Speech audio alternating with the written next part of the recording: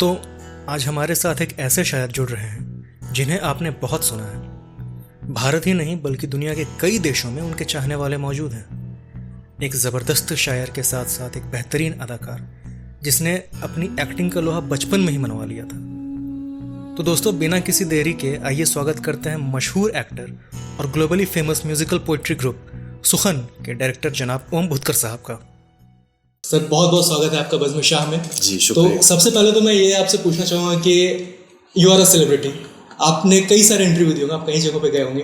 बज़्म शाह में आपको आके कैसा लग रहा है? क्योंकि ईमानदारी से बताओ, हमें तो बहुत अच्छा लग रहा है आपके साथ यहाँ बैठ के। शुक्रिया, ज़र्रा नवाजी का बहुत बहुत शुक्रिया। अभी आपने मुझे शायर भी कहा और फिल्म स्टार भी कहा। इतना तो कुछ है नहीं, लेकिन शौकिया तौर पे शायरी करता हूँ और अच्छा लग रहा है बज़्म शाह में आके। आपने कहा कि आपने बहुत इंटरव्यूज़ दिए होंगे, सो मैंने दिए नहीं है ज़्यादा इंटरव्यूज़, और इसलिए जब कभी मैं देता हूँ तो ख़ास ही होता है। अभी आप दोस्ती हैं इसलिए आपकी इनायत है हम पे, हमारे आपकी भी है। तो सर, शुरुआत ये करते हैं कि आपका जो बुनियाद है वो थिएटर से जुड़ी है जी। तो थिएटर से शायरी तक की तरफ का रुझान कैसे शुरू हुआ? मैं थिएटर में कॉलेज के वक्त से थिएटर से जुड़ा हुआ था, और उस वक्त जब मैंने पहली बार गज़ल सुनी मेहदी हसन साहब की, तो मुझे समझ में तो कुछ नहीं आया, लेकिन सुनाई ये दे रहा था कि कोई गुलकार गा रहा है और उस पर एक मिसरे के बाद लोगों में एक उसकी क्यूरियोसिटी पैदा हो जाती है कि आगे क्या कहेगा। वो पहला मिसरा रिपीट करता है बार बार, और फिर जैसे एक पहेली को सुलझा दे उस तरह से वो दूसरा मिसरा गाता है। सो मुझे ये फॉर्मेट बहुत पसंद आई। उस पर दाद देते हैं लोग, तो ये फॉर्मेट बहुत पसंद आई। मैंने सोचा कि ये क्या है, समझ में तो कुछ नहीं आ रहा था।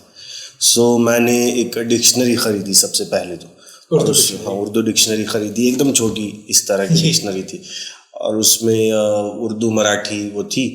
तो वो मैं पढ़ने लगा और धीरे धीरे कुछ अल्फाज की मानी समझने की कोशिश करने लगा। और उसमें फिर जब वो शेर जिसपे जो गज़ल में सुन रहा था, जिस पे लोग दाद दे रहे थे, जब उस अशार के मानी समझ में आने लगे, फिर तो बहुत ज़्यादा मज़ा आने लगा।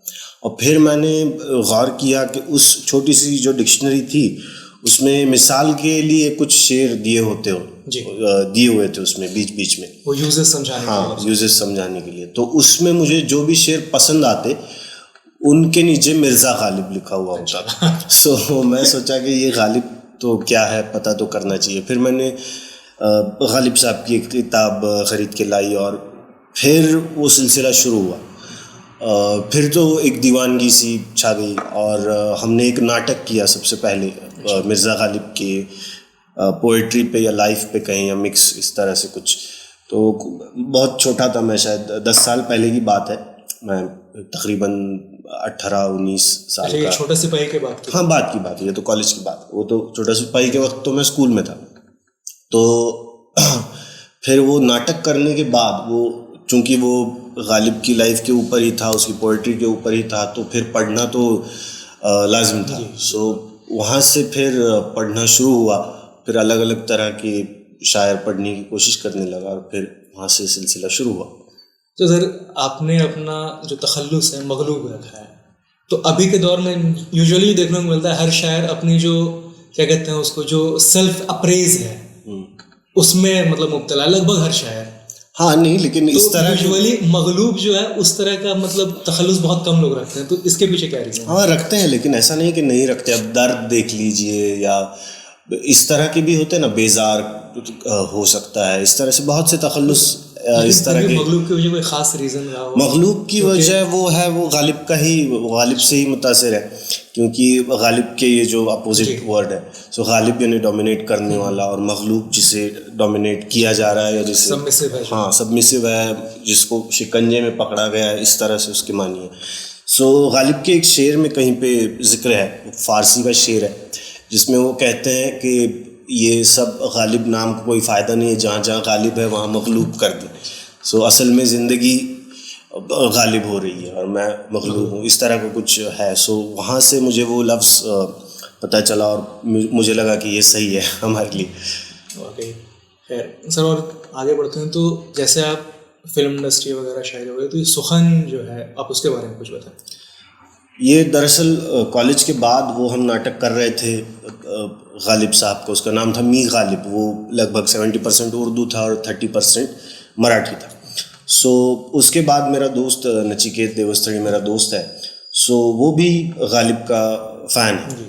सो उस वजह से उस मौजू पे बात करने के लिए हम मिले और उस वजह से हमारे बीच में दोस्ती, गहरी दोस्ती हो गई।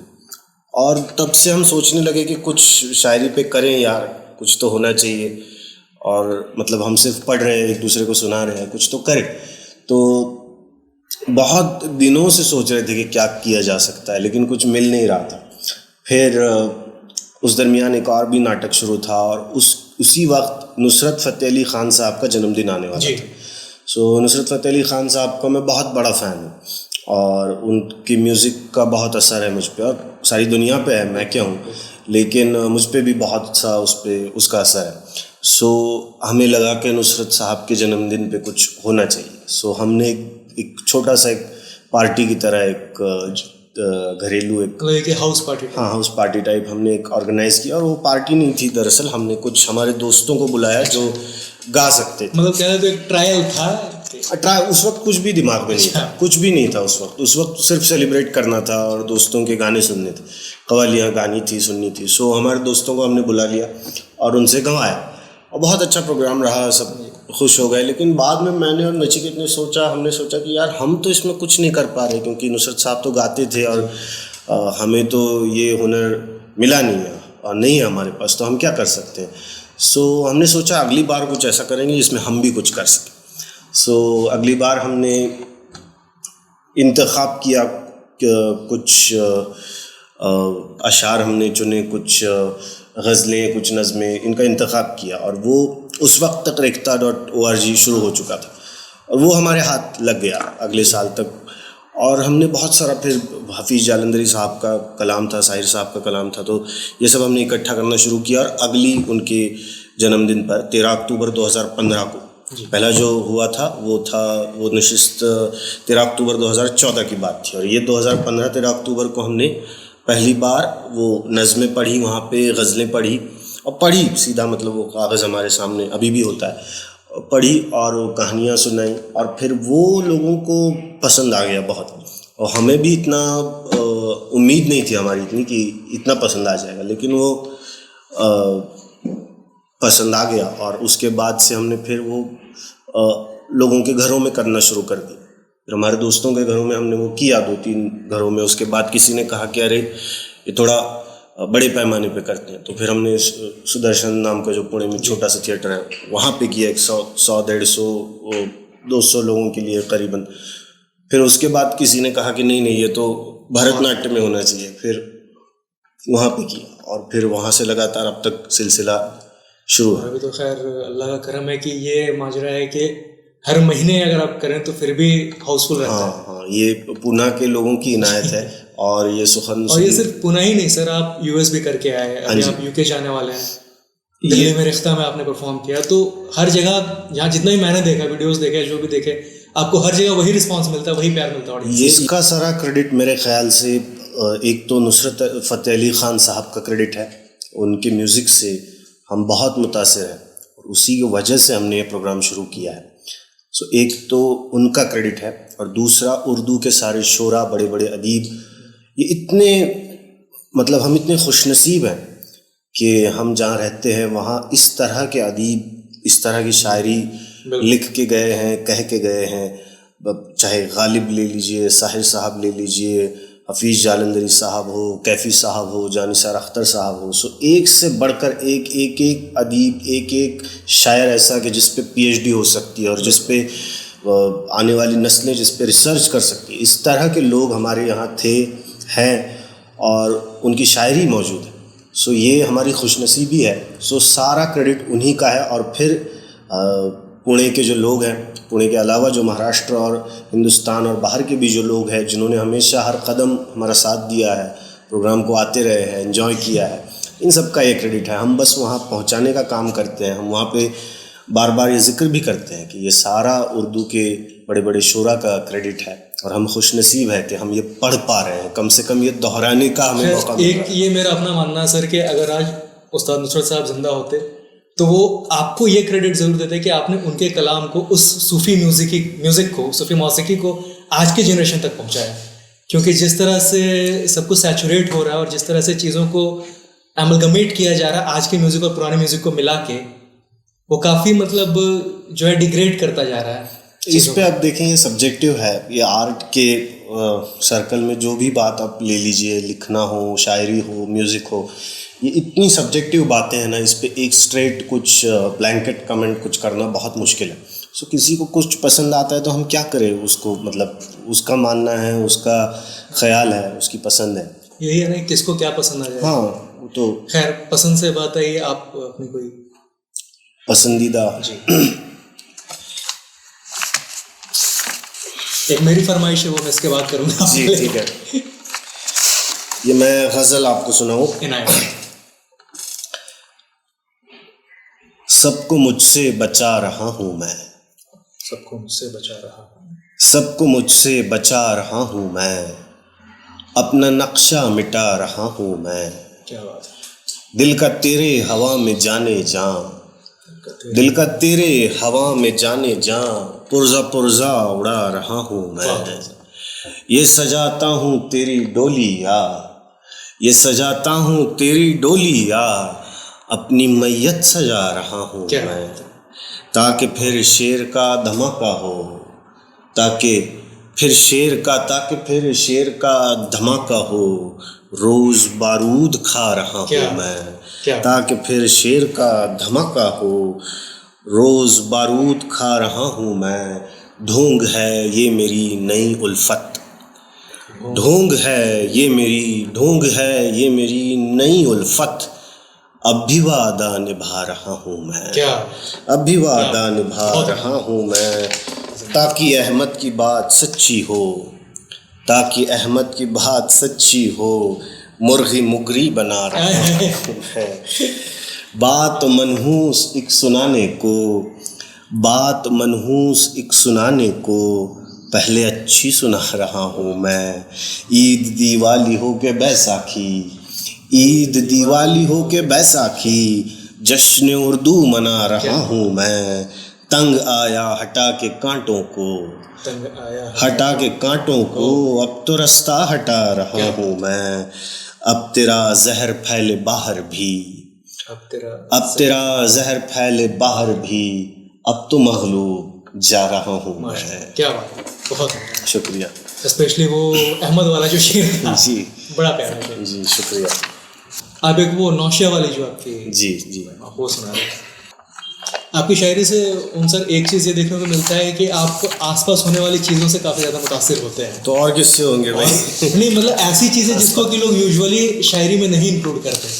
अब जैसे अहमद वाली जो बात है, मुझे नहीं लगता किसी ने भी उस एक प्यारे से बच्चे को अपनी शायरी में अपनी गज़ल में उतारने का सोचा होगा कभी। मुझे लगा तो कर लिया। और ये बहुत उम्दा किया आपने। बहुत बहुत शुक्रिया। नहीं ये नहीं अच्छा। तो ये नज़्म है, ये पुरानी है वैसे। सो काफिया यानी राइमिंग का वर्ड जिनको नहीं पता इसलिए। सो आसान काफिया, लिरिक्स माफिया, लिखो के बस आ जाए नौशिया। आसान काफिया, लिरिक्स माफिया, लिखो के बस आ जाए नौशिया। पूना शहर में घंटे 12, उम्र भी नाजुक, दिल भी हारा, आराम करके मैं थक जाता हूँ, बेकार चलूँ और रुक जाता हूँ। खर्च करूँ यूँ वक्त का पैसा, पेड़ों पे हो उगता जैसा। पिला दे गर तू चाहे साकिया, मेरा क्या मैं पिया ना पिया। आसान काफिया, लिरिक्स माफिया, लिखो के बस आ जाए नौशिया। सो इस तरह की नज़म है, आगे भी है, वो पूरे एपिसोड में करेंगे हम। इस नज़म बारे में इसमें आपने कुछ लफ्ज़ यूज़ किए हैं जैसे माफिया या नौशिया, ये कायदे से उर्दू के लफ्ज़ नहीं है, बट फिर भी ये गज़ल में इतनी खूबसूरती से पिरो दिए गए। नहीं, गज़ल तो नहीं है, नज़्म है। नज़्म में हाँ, तो ये अपना अपना मानना है कि रिवायती शायर इसको नहीं मंजूर करेंगे शायद। हाँ, क्योंकि ठीक ऐसा नहीं होता लगेगा। है, मतलब जो उस्ताद शायर हैं वो लोग मना कर देते हैं इस तरह हो के सकता इस्तेमाल करने है, से। नहीं, लेकिन हमारा कोई उस पर इसरार नहीं है कि इसको एक शायरी की दुनिया में एक मकाम इसे मिलना ही चाहिए। हमारा कोई इसरार नहीं मिले तो ठीक है, मतलब मिल गया तो भी ठीक है, नहीं मिला तो हमारी बेटे पिला दे, अगर तू चाहे साकिया, मेरा क्या, मैं पिया ना पिया। बिल्कुल। सर एक चलिए एक छोटा सा मतलब एक गेम खेलते हैं जी। ऐसे बहुत मशहूर है ये। इसमें सीन ये है कि मैं कुछ लफ्ज़ कहूँगा, आपके जहन में जो पहली बात है जी। वो आपको बतानी है। जी स्टार्ट करते हैं। जी। तो पहला लफ्ज़ है सुखन, प्यार, गालिब, दोस्त, शायरी, महबूबा। थिएटर, फिर से प्यार आ रहा है। नचिकेत, नचिकेत, जिंदगी, बज़्म शाह, मजा, पूना, दिल, शायरी फिर से, शायरी, महबूबा। इतना ही रखते हैं इसको क्योंकि ये चला जाएगा फिर बहुत चला जाएगा, बहुत लंबा हो जाएगा। सर कोई एक मैसेज हमारे व्यूवर्स के लिए और आपके फैंस के नहीं, मैसेज देने जितना मैं खुद को बड़ा नहीं समझता, लिए, फिर भी लेकिन क्योंकि आपको चाहने वाले लोग हैं, काफ़ी लोग हैं। अभी मैं कैब में आ रहा था तो ड्राइवर से मेरी बात हो रही थी, वो बहुत इसरार कर रहा था कि सर बस एक बार सर को बोल के मेरे साथ एक सेल्फी के लिए बोलिए, बस एक सेल्फी ले लूँगा मैं, बस मेरा हो जाएगा। तो अच्छा है। तो ऐसे कई चाहने वाले हैं आपके, तो उनके लिए बस उनके लिए क्या, मुझे बहुत अच्छा लगता है अगर आप मुझे चाहते हैं तो किसी को भी अच्छा लगेगा, तो चाहते रहिएगा और प्यार करते रहिएगा। मैं भी कोशिश करूँगा अच्छा काम करने की। बहुत बहुत शुक्रिया सर आपका। शुक्रिया। तो दोस्तों ये हमारा सीज़न 2 की स्टार्टिंग है। आपसे वादा है कि बहुत जल्द ओम उत्कर साहब से एक एलैबोरेटेड मुलाकात होगी जहाँ पे और लंबी बातें होंगी, उनकी और शायरी सुनने को मिलेगी, और भी कई तरह की बातें होंगी। तो आज के लिए ओम साहब का बहुत बहुत शुक्रिया। आपका बहुत बहुत शुक्रिया हमारे साथ जुड़े रहने के लिए, और उम्मीद है कि आपको एपिसोड बहुत पसंद आया होगा। आपने सीज़न 1 में हमें बहुत प्यार दिया था, उम्मीद है कि उससे ज़्यादा प्यार इस बार मिलेगा। तो बस अपना प्यार देते रहें और हमारे साथ बने रहें। मिलते हैं अगली बार। खुदा हाफिज़। हमारे दोस्तों का चैनल अपनी दुनिया प्रोडक्शंस को लाइक कीजिएगा, सब्सक्राइब कीजिएगा, बेल आइकॉन दबाइएगा। शुक्रिया।